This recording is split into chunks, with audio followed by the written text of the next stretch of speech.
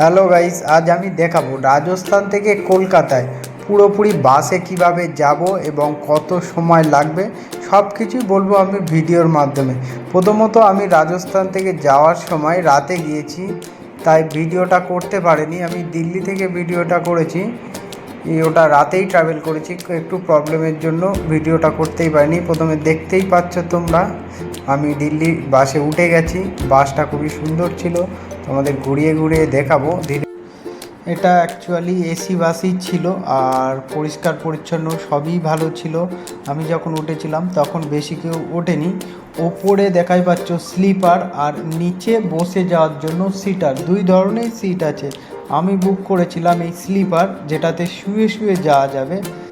সবাই বাসে ওঠার পর বাসটা ছেড়েই দিল, দেখতেই পাচ্ছ ধীরে ধীরে যাচ্ছি।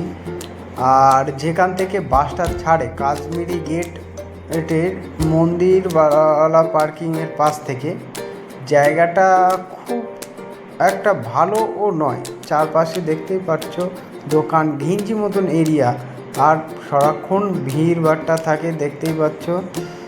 আর প্রচুর মাল এক্সপোর্ট ইম্পোর্ট সবই হয় এখান থেকে, এই কাশ্মীরি গেট থেকে। তারপর ধীরে ধীরে যাচ্ছে। তারপর একটা করে জলের বোতল দিয়ে গেল জল খাওয়ার জন্য।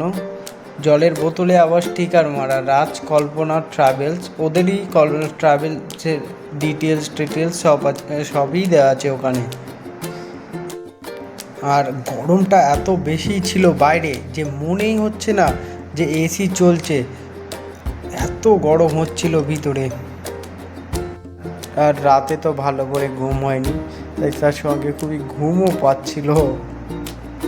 তারপর অনেকক্ষণ যাওয়ার পরে, প্রায় 6-7 ঘন্টা যাওয়ার পরে বাসটা এখানে দাঁড়িয়েছিল প্রায় সন্ধ্যার টাইমে।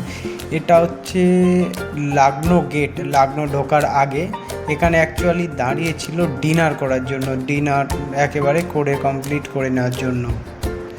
এটা হচ্ছে লাকনো গেট, আমি দূর থেকে দেখাচ্ছি, বেশি কাছে থেকে ট্রাফিক পুলিশ ভিডিও করতে দেয়নি, তাই আমি দূর থেকেই তোমাদেরকে দেখালাম।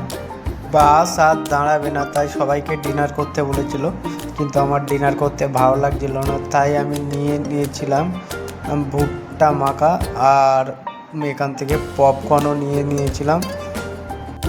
সবার খাওয়া দাওয়া করতে দেরি হচ্ছিল আর প্রায় সন্ধে হয়ে এসেছিল, তাই আমি আরেকটু কাছে গিয়ে লাকনো গেটটা ভিডিও নেওয়ার চেষ্টা করেছি। দেখতেই পাচ্ছ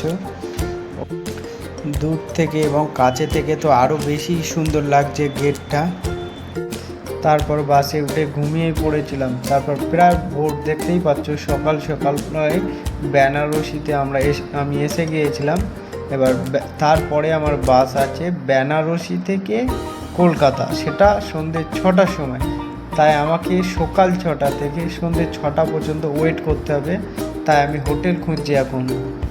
তারপর মনে হলো না, যখন বেনারসিতে এসেছি বেনারসির গঙ্গার ঘাটে ঘুরে যায়, তাই চলে এসেছিলাম বেনারসির গঙ্গার ঘাটে এবং সারা দিনটা এখানে কাটিয়েছি। আর সারাদিন গঙ্গার ঘাটে কাটানোর পর ফাইনালি আমার চলে এলো লাস্ট বাস, যেটা আমার বেনারসি থেকে ডাইরেক্ট কলকাতায় যাব। দেখতে পাচ্ছ এটাই সেই বাস, লোকনাথ ট্রাভেলস। বাসটা খুবই সুন্দর, বাইরে থেকে দেখতে যেরকমই সুন্দর, ভিতরেও দেখাবো, ভিতর থেকেও খুবই সুন্দর। দেখতেই পাচ্ছ এখানে লোগো আছে, wifi, woman safety, A to Z সব কিছু, ভিতরে টয়লেট সব কিছু ওভারঅল দারুণ। এবং এর মিগময়টিতে এর রিভিউ 5 out of 5, দারুণ, সব কিছুই এর ভালো। দেখতেই পাচ্ছ সব কিছু কত সুন্দর মেনটেনেন্স, পরিষ্কার সব কিছু, এভরিথিং ইজ ভেরি গুড।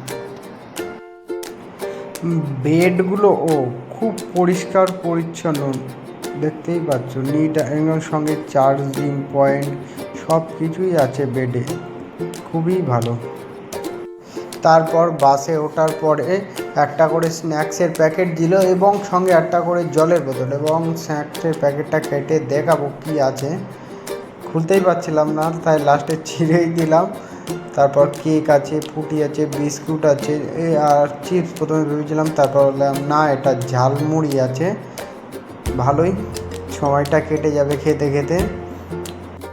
আর আমার বাসে উঠলে খুবই ঘুম পাই, সারাক্ষণ ঘুম পাই, তারপর লাস্ট আমি ঘুমিয়েই পড়েছিলাম ফের। আর এখন সকাল 10টা বাজে, কলকাতায় এসে গেছে, বাসটা পৌঁছে গেছে।